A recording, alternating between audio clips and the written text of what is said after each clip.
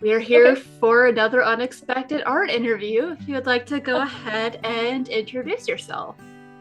Hi, my name is Echo Chernik, and I'm an advertising art nouveau illustrator. But I also do a lot of work for the gaming industry as well. And I've been doing this for a little while, about 30 years or so. And I have a gallery up in Bellingham, Washington. How did you get started with art? I've just always liked drawing. I started drawing when I was, 8 or so that I remember. And then when I was in high school, I actually got into medical. I was on the working on the ambulance, and I had to choose whether I was going to go into medicine or go into art. But I figured since I was better at art, and I was always losing things like my keys and stuff, that maybe that wasn't such a good thing for medicine. So I decided to pursue art instead. Yeah, I have a friend who just within like the last couple of months graduated paramedic school. Oh, And it's cool. it's a lot of pressure. It's a lot of stress. Those stakes are high.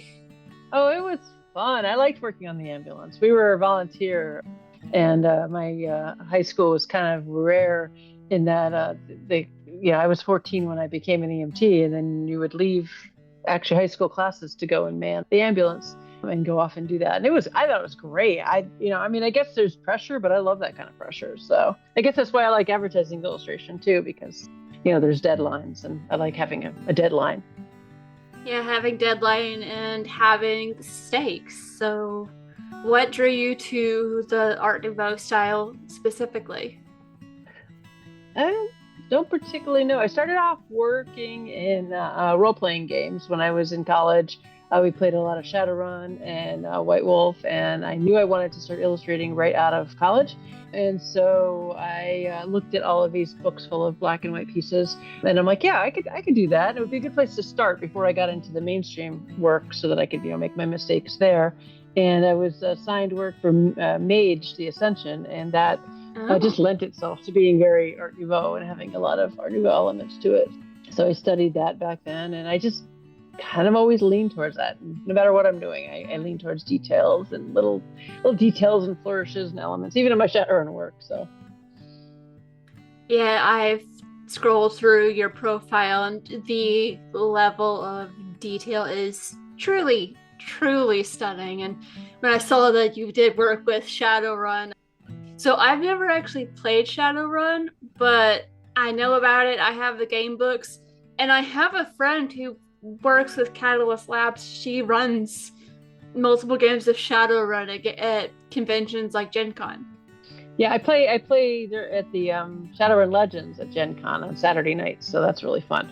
Oh, that's cool. I had no idea So you were a Gen. oh Fun yeah, fact is, I've been at Gen Con for a long time. I tend to run this game at Gen Con. It's called Nowhereville. Oh, cool. It's a Oh, game cool. of Tell me small about town. that. It's a game of small town horror. It's by Nerdburger Games. So it's I have Awesome. a friend who runs games for them, and then he's like, "Hey, do you want to jump on this?" I was like, "Free badge to get into Gen Con? Absolutely." So yeah, And I've you run run. games there for that? Yeah, I have done that 2 years in a row. Oh, awesome. Yeah, you got to stop by my booth. I have a large booth at Gen Con. You know, So the fun thing is, I'm pretty sure I probably wandered by your booth you probably did. It's at right next least to the art show. twice. It's adjacent to the art show. So it's kind of hard to miss. If you're looking at all the art stuff and you step off of that color carpet onto the rest of the floor, you're going to run into me. So Probably. Now I'm wishing we had had this conversation sooner so it could have said hi. I know. Well, that's next year. So hopefully you'll be going to Gen Con next year. Hopefully, hopefully. What are you working on? Are you working on, you said, did you do the illustrations for that one? So with Nowhereville, I didn't do any of the art for it. Like I just became aware of the game like 2 years ago. Most of my artistic skills lie more in the writing. Ah, So I do a lot of like and the self-published knitting. author, and yeah, and I also crochet a lot. I don't sit still well, and it kind of helps me focus. Yeah, me too. I'm when I'm working here, I'm usually making candles for the gift shop and stuff at the same time. That's what all that stuff behind me is. So uh, I'm kind of curious. Tell me about your experience making art for ttrpgs, whether it's like official ttrpg work or like players commissioning you. I don't know if that's something that you have available as an option for you. Something you offer. Words. I've done work, let's see, for Mage and White Wolf early on, and then like Mage and Wraith. Wraith was the first thing that I worked on, and that was all black and white. And now I do Shadowrun work. I've done like 14 covers for them. Shadowrun Tarot deck and the Dragon Scroll, which was a lot of fun. That's a big like spell book that's in scroll format. And I did that cool. The year before last. So that was, that's really cool. It can be accessed in AR, which is really neat. So we made all these glyphs, and then you can put your phone over it, and it pops up the link to the spell book where you can get the spells. It's a really cool project. Sounds like you've got to work on several pretty cool out of the box projects. Oh yeah, I just finished a project for Monopoly. That was a fun one. I can't talk too much about. It'll be out soon, so I can't wait for it to be out. So it looks really good. And then I'm doing a book cover right now and redesigning a game. I've done a couple games. I did the redesign for Pico, stuff for Catalyst, and for Monopoly and Hasbro as well. I did something for Clue a while back. I did for Hasbro, I did the Hexcasters. That's the same art director I'm working for right now. What else? I don't know. I like working on game art. I did Flux. I did a Flux deck and a Lunacy deck and Pairs decks, 12 Days. I'm trying to think what other games I've been on. Oh, I designed a TAC board for TAC for The Name of the Wind. For advertising work, I do a lot of package design. I've done the Celestial Seasonings green tea boxes. Every once in a while, they'll ask for a new one, and that pops up, which is really fun. I like doing package design. It's like a challenge because there's always parameters that you have to fit in, like with the green tea boxes. You can only put so much detail in because the substrate that they print on, which is this recyclable cardboard, won't take a ton of ink, so it won't take a ton of detail. So when I first did my sketches for them, they're like, oh, we love them, but they're too detailed. They need to be simpler because it just won't print. So that's the kind of cool thing about package design and illustrations for projects is that there's usually color limitations or something like that you have to adhere to, and that's always fun. So finding a way to get the image you have in your head to work in the final product within the existing limitations. Yeah. Absolutely. Yeah, I just did a travel poster for I guess it's a brochure for a book. That was a rush job. That was due like this week. And so I had to do things really fast. I put an article about it on my Patreon.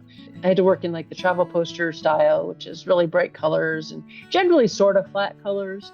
And I talked about using different colors in the background, middle ground, and the foreground to really make them the pop, considering type in the design layout. And, I have to add lots of bleed because I ultimately usually end up wanting to move things and change things.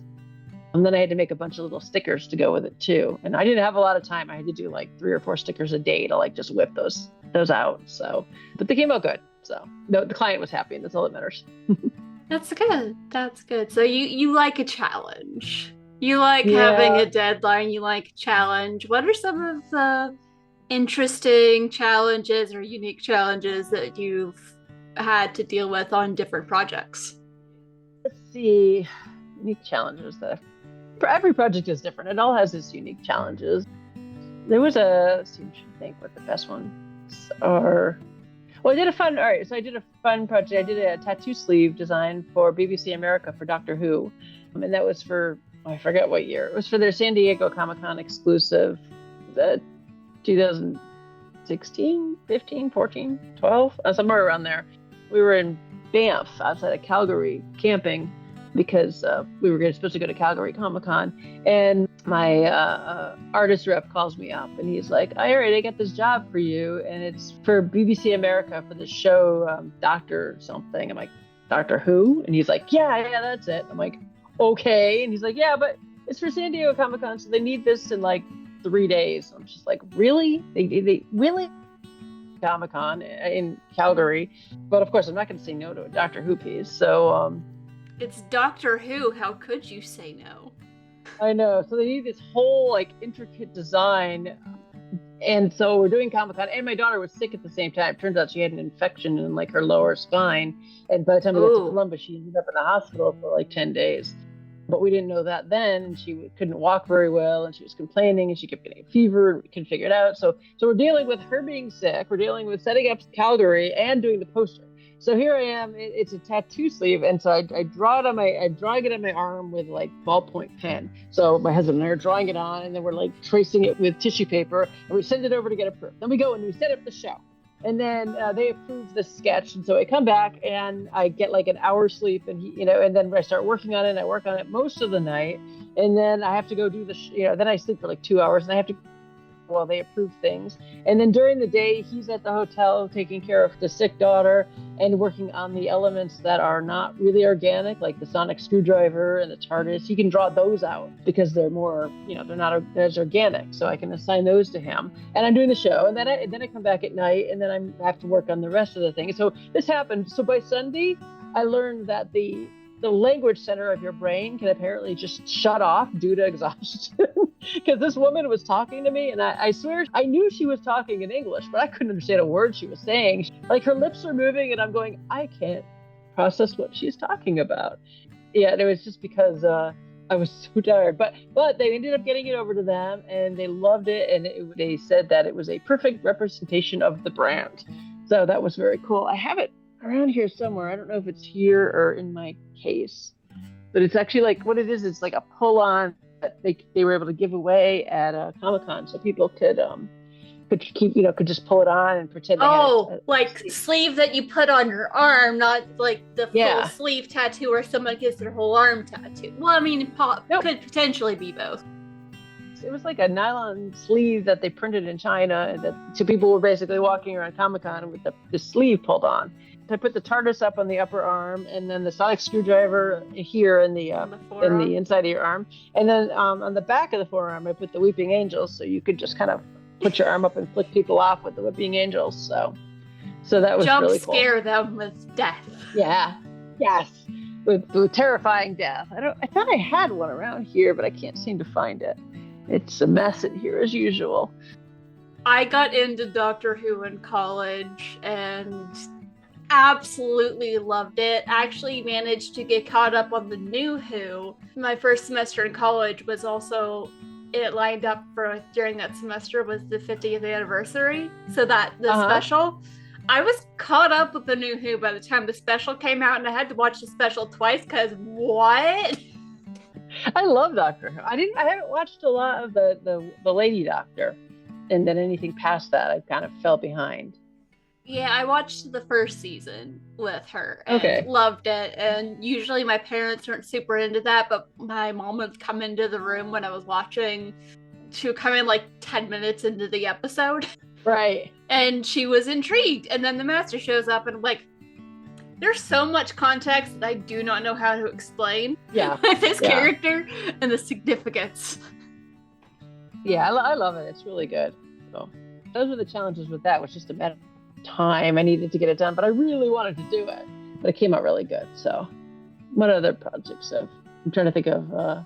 Every project has its challenges, which is fun. I had to do, I forget what it was for. It was for one of those energy drinks or something, and I had to create everything in one color, but it was being printed on aluminum, so I had to like study how it would be printed and how it would look on aluminum. There was a lot of limitations when it came to the actual substrate they were printing on. So I don't know. I think it makes it fun. Yeah, just have to do some really interesting, incredibly specific research. Yes, absolutely. You learn a lot about aluminum substrates and printing processes and things. So that's, and I work in a lot of different styles. So a lot of times I have to learn a different project I'm working on. Like for this particular past one I just did this week, it was a travel poster. So I had to pull up and study travel poster styles so that I could make sure it looked like a travel poster. Also, because the timeline was so short, I couldn't add all my Art Nouveau elements as much. It had to be relatively simple, but it has to be simple and not look like it's too simple. Like I just didn't put any time into it. So that's a balancing act. It has to be simple, but show the effort as well. Like intentionally simple, not lazy. Intentionally simple. Yeah, It takes a lot of practice to make something look intentionally simple. I bet. But it's a good skill to have. Takes practice. Every project it uses different skills, which is what I like about it. And I do my own pieces as well. I have a Patreon where I do a little bit more erotic art, which I love doing, or line art, because I started off my career doing black and white for game books and RPGs. And so now I'm going back into doing more black and white, but with gold and everything. So I love working with the gold foil. Yeah, gold foils. Just it adds a nice little shine element to it that just kind of really it makes it more interesting. Yeah, no, I love it. When you do line art, you can't cover it up by just cheating with color. Your lines have to actually be, good and decisive, and your composition has to be strong. And that's what I like about working in black and white. Your career started with black and white drawings for like ttrpgs, game books. What else did you do in the start, and then how did you get from point A to where you are now? Well, I started off in college doing RPGs. And then after that, I actually ended up working in web design for a while because we were of the age that we were at the beginning of the internet. My husband and I both knew the magic skill of making the internet pretty, because people could code pages back then, but the coders generally didn't understand how to make the page look good. So we worked freelance for a lot of companies doing design and web design in illustration, making the pages actually look attractive and functional. So I learned a lot about designing for the web. And there was also limitations in that. I mean, back in the day then, browsers, you had to do everything in GIFs and in colors that would work well on every screen. So everything had to look good in like 16 colors, because you could do a beautiful page, but then you pull it up on some people's computers and you're like, oh my God, that's horrible. I can't use this. Yeah, and also depending on the different screen sizes, making sure that the text is legible and that like it doesn't feel kind of clunky. Or that was before they had the block editor. I love the block editor because it allows like you have the blocks that you drag around, but they also adjust to the screen size, because now we have a lot of variety in screen size. Oh yeah. The code the page would change depending on what screen size you have. So you might have a couple buttons and it would push everything down and you couldn't use the page, or it would hide stuff if you got too complicated. And then learned a lot of coding back then too. And it was really before any of the good GUI editors. It was before Dreamweaver. So we did a lot of coding by hand in HTML and DHTML and stuff. So it was always fun trying to do a design that worked and learning how the code worked too. Now it's a lot easier. You don't really have to do a lot of code. Although I did for my web page, I wanted it to work a certain way. So I bought code and then I modified it to make it work the way I wanted it to. Yeah, now it's less you have to know how to code it, and more they have the like WYSIWYG designers. What you see is what you get, drag and drop block text. Yeah, they didn't have that back then. Yeah, no. I've built a couple using WordPress, including the website for an unexpected art lesson, which I need to do some updates on it. It does make things simpler, but I have so much respect for people who do their own graphic design. Most of the graphic design I do is in Canva. Okay, cool. Yeah, we had to do everything for it, and it was fun too, because you're learning the coding and you're learning how to fit everything into the background, and how to make art for the background and make it tile and all this stuff that's really ancient and archaic now. But it was getting to do the art and making it work in this machine too. It was really neat. So I've already forgotten if I was going to say something else. I've already forgotten it. You said you were working and you do most of the stuff in Canva.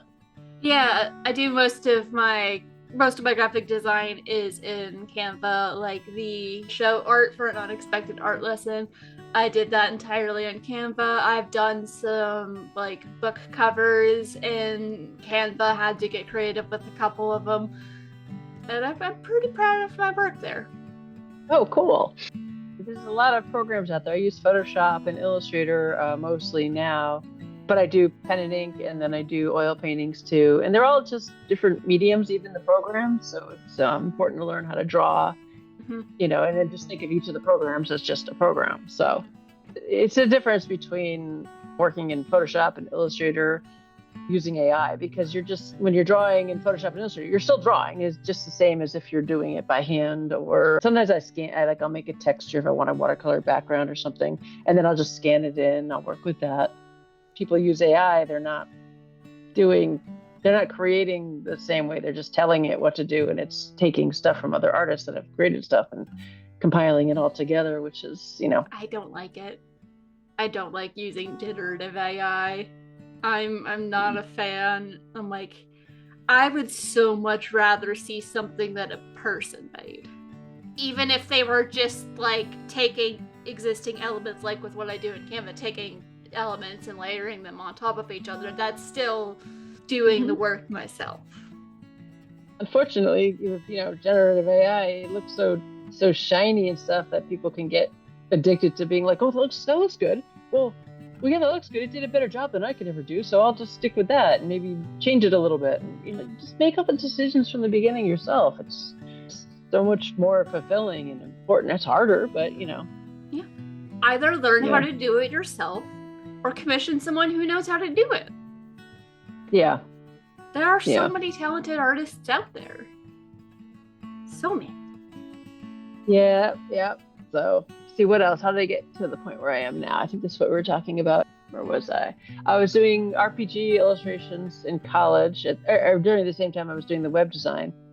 And then I got hired by Trek Bicycles to create their 4th or 5th consecutive win for Lance Armstrong. I forgot what year that is, 2004 maybe.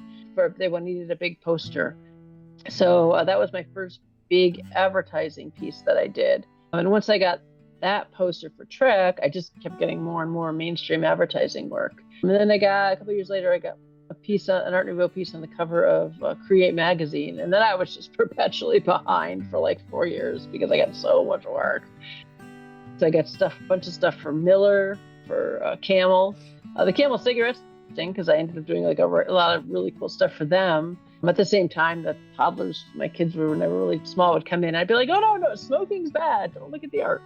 But mom needs to pay the bills, so it's okay. We don't condone smoking. We just need to pay the bills. Yeah, I know. Like beautiful women with like cigarettes and stuff. And it was like, ugh. People are like, are you selling out? And I'm like, no, I'm paying for my kids. So, but that was a lot of fun. Yeah, they would hire like 20 illustrators at a time to do a whole bunch of different illustrations and then present them to people. And they paid quite well. So they pay all these illustrators a lot of money to do pieces for them to, to show off, to see which ones the focus groups liked, which is probably why cigarettes are so expensive. I will say, I do respect that they pay really well, even if they aren't using it. Not all companies are going to be doing that. So I respect them for that. Yeah, no, they paid well. That was good.